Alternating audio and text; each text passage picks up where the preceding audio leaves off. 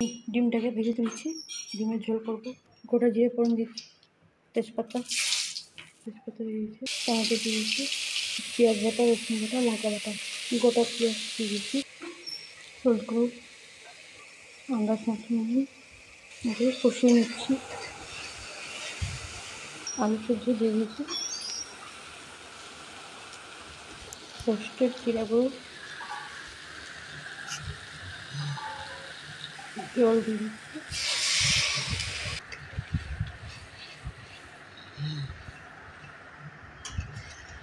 দারুণ স্বাদ বাড়িয়েছে, মা বললাম করতে, তাই আমি ডিমের কষা একটা লবঙ্গ থেতো করেছি, গরম লবঙ্গ, এলাচ পাউডার, একটা লবঙ্গ থেতো করেছি, এলাচ পাউডার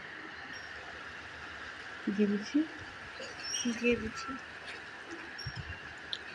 গরম মশলা দেওয়া হয়ে গেল,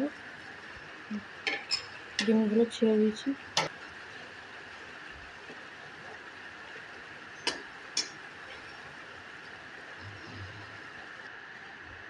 হয়ে গেছে আমার ডিমের কষা হয়ে গেছে। তোমরা এইভাবে ট্রাই করে দেখো, দারুণ টেস্ট হবে।